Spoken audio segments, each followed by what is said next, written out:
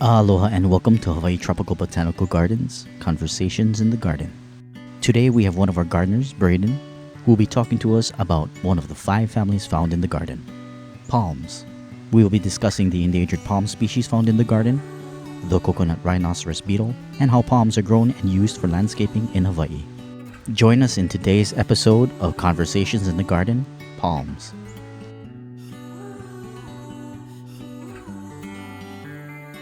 Hello everyone, I'm Alexis and today we'll be discussing one of the garden's 5 families, palms. Here with me is Brayden, one of our gardeners, who will give us a little bit of an overview of our palm collection.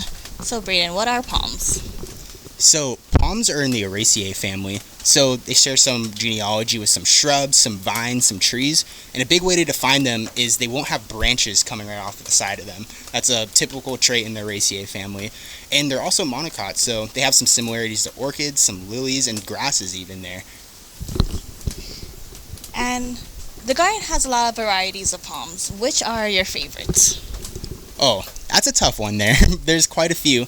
Yeah, so one of my favorites is the Pelagiodoxa henriana, and it's a massive tree. It comes up to over 20 feet if you give it the right conditions. Ours in the garden is easily 30 feet, I would say there, and it's got this very wide, intricately designed frond there with really tiny space in between where each of these leaves come off here. And honestly, personally, like, the seeds on them are really interesting. They almost have like a golf ball texture to them. You don't see too much like them out there, but it's a real staple right on the right side of our boardwalk as you're coming down. Excellent shade with the fronds there. Another one of my favorites would be the millionaire salad, or known as the noble palm, and it's really interesting fruit that comes off the side. It's a seed pod similar to a coconut, not quite, but it's covered in thorns, which is pretty cool in my opinion. Maybe not to someone standing underneath it, but we keep them far back from the trails, so that's okay there. And it's interesting because it's a pretty rare palm, very flagrant in its just design, the trunk of it, and it was very commonly used in pretty wealthy gardens where it kind of got its millionaire side of its name from, but also the crown or the palm heart is extremely delectable, which is maybe where the salad aspect came from there. And then some other ones of my favorites. Oh, the bottle palm. That one is really cool. They tend to be a bit shorter, like 10 to 15 feet in height, but they have this bulbous base there, which almost looks like a water bottle, and it stores nutrients and excess water in there for survivability. But it's just really interesting. It kind of swells out from the ground and tapers back off into a palm there.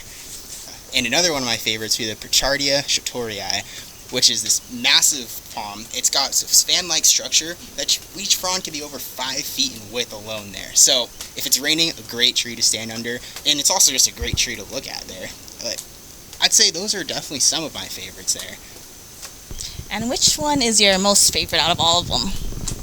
Oh, I can definitely be certain on that. It'd be the ivory nut palm. Not only for just the beauty of it, but the ethical design of it, or the ethical uses of it there. And funny enough, I actually have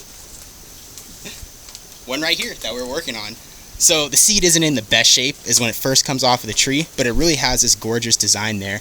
But what I like most about it is the seed on the inside can be used as false ivory or jewelry. So it really helps wildlife ecosystems. You don't have to use unethical means to get your ivory, because this one is actually suitable filament for a counter product you can use instead of the ivory. So I would love to see these growing. I'm going to try and grow some more personally here because it helps the world, and it's an absolutely marvelous seed when you see it coming down. It sounds like a very amazing palm for sure. Unfortunately, there is a looming problem that the palms are facing from the Coconut Rhinoceros Beetle, or CRB. These beetles have devastated coconut palms in Waikiki on Oahu. They've been spotted on Maui, Kauai, and recently on the Big Island. So what is the CRB? Oh, yeah, so that's definitely a threat that Big Island is recently come into contact with, is the Coconut Rhinoceros Beetle. And it was originally found in 2013, so not long ago on Oahu, and already it's made its way onto Maui, Kauai, and multiple other islands. And just within this year, maybe the end of last year, we started getting our first sightings of it, which is seriously concerning because within 2 to 3 weeks of getting into the crown of a palm, a rhinoceros beetle can completely destroy it. Like, you'll notice yellowing, you'll notice V-shaped cuts all throughout the fronds, and that's a large part of their food source is the crowns of these palms, which is where they target new growth specifically, so really inhibiting what the palm can do in the future and damaging it at the same time.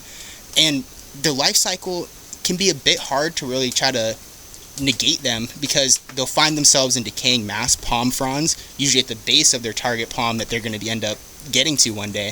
So they'll lay their eggs, which will then turn to larvae and grubs, and they'll start by eating the decaying material, but some even find their way into their roots and start damaging the structure, the nutritional impact that the palm can actually take from the ground. And from there, they'll start to transform to get their wings and their full-grown bodies, and that's when it's really a problem, because they can fly up to 2 miles every single day, even always looking for new food sources, new places to lay their eggs at. And so they'll take off to the top of the palms, devastate a ground in such a short period of time, and then just move on to the next one and the next one. And you can see some of the places, like on other islands where they have been established for longer, you already see some of the damage. You'll be wondering why there's palms with no leaves growing on them, just empty tops on them. Odds are it's the rhinoceros beetle, and it's definitely a concerning problem that recently Big Island is going to have to deal with. So with the rhinoceros beetle being a problem, what are the gardeners of this garden doing for countermeasures? So at the moment, a lot of places, not just us, the state is putting out traps, pheromone traps, to try and get a jump on them to see where they're at. We already have a couple laid throughout our property here, and there are these black boxes. You see them really commonly on other islands because they have already been dealing with this problem. So we want to make sure that we can report the first sightings if we do get them over here. And another thing is we try to heat our mulch. That's a big one because, again, they lay their eggs in the mulch, so if you really treat that first, you have a good chance of never having them already be established when you plant it on a new tree, planting a new palm there. So that's really the best way, is really just be concerned about where you're putting your mulch piles at, how many you're scattering around. Maybe try to coalesce them into like one area and then just be able to treat one there, and maybe able to solve the problem for like a larger area if you just condense them there. But really we're still in the observation mode, absolutely. It's a new species to come to the islands, and so we're all kind of really being tentative and trying to get as many reports of sightings to the proper people that will help us deal with this problem in the future. So here at the garden, our palms are planted to mimic natural habitats. Can they be used for landscaping as well?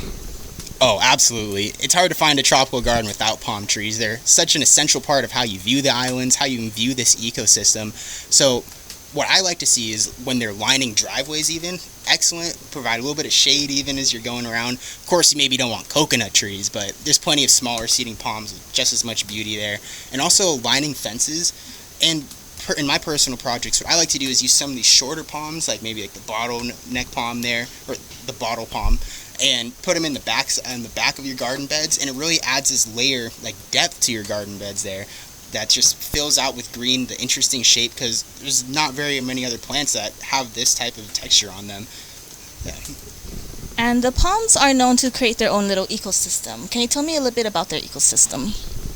Oh yeah, especially walking through here. So in past episodes we talked about epiphytic plants, and so what they'll often do is they'll attach themselves onto the palms. There's not branches and all types of strange different terrains they have to go to, so they can just attach themselves onto the palm, and with the straight line the water will run down, bring all the nutrients and extra material from the canopy for the roots to feed on.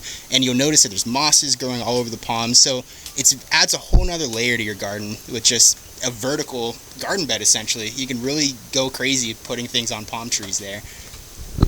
That's very interesting and good to know.